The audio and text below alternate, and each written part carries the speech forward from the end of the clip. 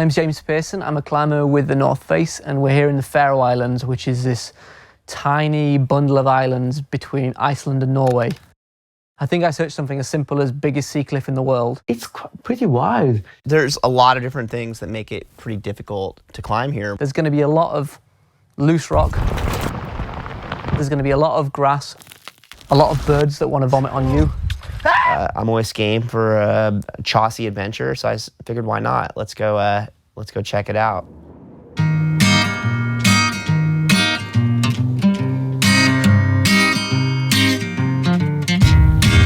I think you could say this is one of the most beautiful places on Earth. It feels like stepping back in time coming here to the Faroe Islands, you know? Everything's moving a little slower. It's, you can still feel the history of the thousands of years of culture that have existed on this island, you know, going back to the Viking times. And, you know, these are fishermen. This is like small village life. It really has a different feel and just kind of a different speed and texture. So we're just on a bit of a bumpy ride out to Cape Annieberg. It's going to be the first time we see the wall, and this place is incredible. I've just got my fingers crossed that we actually can climb on this thing.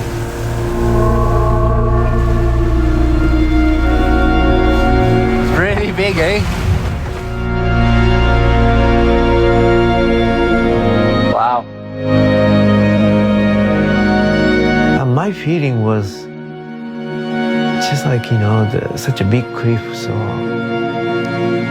the feeling was more like afraid to climb up.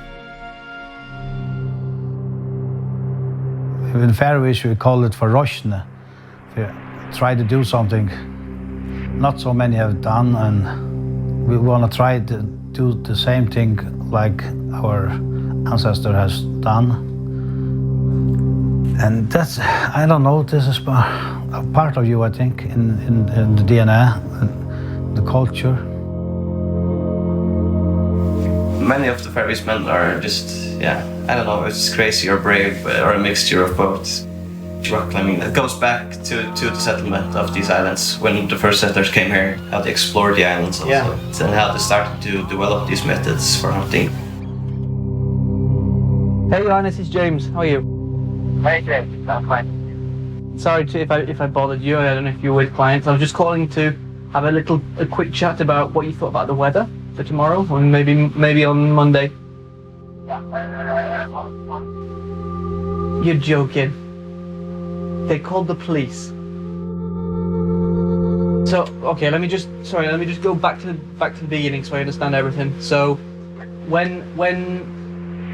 how did these farmers find out? I guess just because the island is really small and everybody... It's really small and everybody talks about it. Okay. I was on contact with another farmer, and he said that he owned the land for Annieberg is.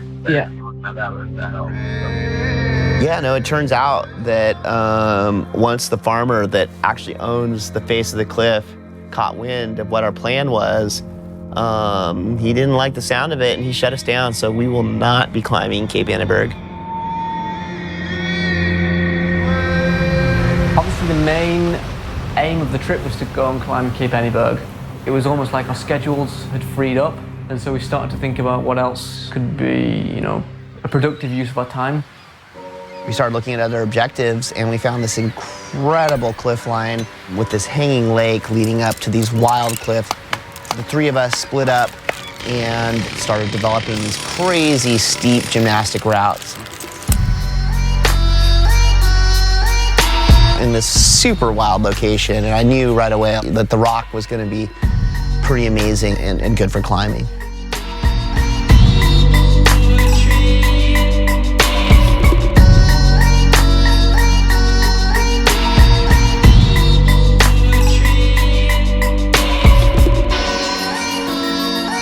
This is crazy, but basically the Vikings used to throw slaves off of this wall.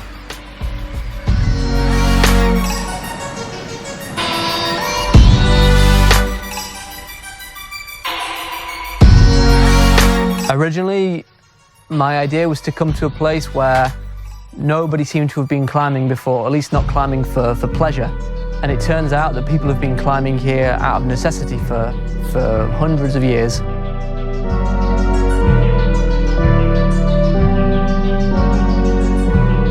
The local people have had to develop special hunting and survival techniques to make this place work for them.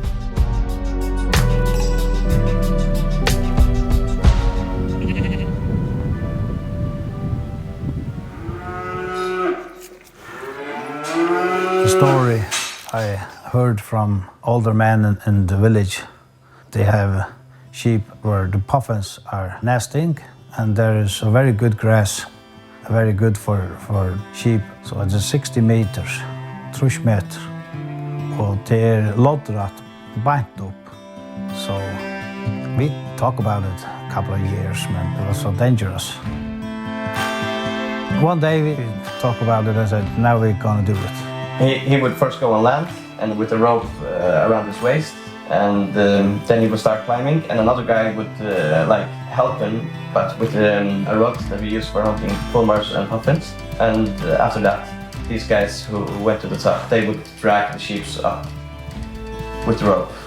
These guys are badass climbers. That's the crazy thing about Faroe is stuff they've done, like in the places they've gone, like ropeless, you know, or like tagging a rope with no protection and then like dragging their sheep across is outrageous. The places that we've been on this trip, like that seem like super technical and gnarly, and then you see like a sheep, or you see like some weird like, you know, sheep trail or some weird like wire or something. It's outrageous. It's really cool. I will never do it again. It was very dangerous. Think about it now. Only for 2 sheep, that's not so much. Now I heard there's a new generation of young people. They are climbing the mountains for fun, not for food anymore. And that's okay too. We went to see the farmer, which turned out to be a collection of all the village elders, and sat down and just explained, you know, why we were here, what we wanted to do. At the end of the meeting, they were all so happy and so psyched that they'd offered to even drive us out in their own boats. Yeah, it's kind of surreal. I can't believe it's really happening, and I'm hopeful, slash a little nervous. But you know, any good adventure has to have some uncertainty, and we definitely have plenty of that. We arrived and it was like, oh my God, the light's so beautiful on this incredible mountain. We have till 2 p.m. tomorrow. I kind of, in my mind was like, I think we can climb this thing in 4 hours. Before you start these big objectives, all you can do is look up from the floor, maybe look at detailed photos and try to imagine what it might be like up there. But it's so hard to gauge the quality of the rock and even gauge distances. The first pitch, something that we considered not to be even really climbing, turned into be like a 60-meter rope stretcher with almost no gear that Cedar led. So we attacked the vertical buttress, which I estimated would take us about 2 hours. It took me about 2 hours to do the first pitch. And I think at that point I knew that we were. Well, I used to be scared, and I still am. Said I used to be afraid.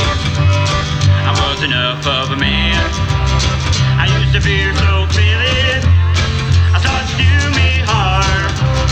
I never thought about acceptance in another's arms.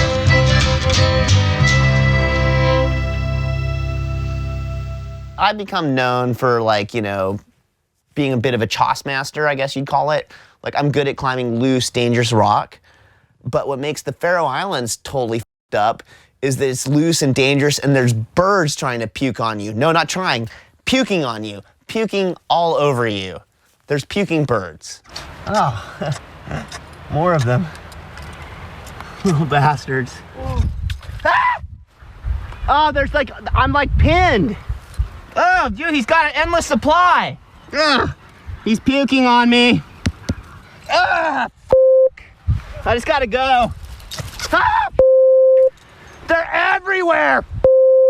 I don't know, maybe I should go the other way. I have no idea. We're gonna be here a while. Cedar had been saying he thought it was going to take 4 hours. I think Yuji and I always thought it was going to be a little bit longer than that, but his optimism is somehow infectious, and we all started to believe that this thing actually might be pretty chill. When we started, it was like 9 p.m. And I thought, oh, I think we have enough time to climb. Quick update, pitch 1, really heinous, extremely dangerous. I'm hoping that was the worst of it until we get up higher where it gets vegetated again. Looks like the next couple pitches are more on real rock, which is exciting. But wow, that was, we're on pitch 1 and already the adventure quotient is like up to 11. You know, I prefer to climb with 2, it's faster. But at the same time, like, it was so much better for morale. Like, always like being at the belay with somebody, like me and Yuji be there, like I was playing music on my iPhone, and we were like dancing and having a good time together. And like, when things get horrific and heinous, if you can laugh and have fun with your bro, then you're doing good. And that's what we did all the way up the wall. In the sun. Good job, man. This is as dark as it gets here in Faroe Islands. And yeah, it's just gonna be sunset for a little while, then the sun's gonna come back up. 9 hours into the epic, we still hadn't finished the initial rock band. At that point, it was full on raining. Everything was soaking, rain was dripping down my arms. We are still on the bottom pillar of Enneberg. We've been on the go for about 9 hours. We've done a grand total of, I think, 4 pitches. 5 pitches, usually just finished. Basically, we're... It's been slow. But hopefully, Yuji's just done the deed and taken us to the grass. And from now on, I hope that it's basically glorified, scary hiking. You wanted this. Beautiful. Beautiful, that was graceful. Just 500 meters of this to the top. So quick update, grossly underestimated this upper garden. You can see what we climbed up. It was real bad. James over there bringing Yuji up. We're kind of simul climbing up this like 5'9" grass or 5'10" grass. Yeah, I'm especially just grossly underestimating how heinous something's gonna be.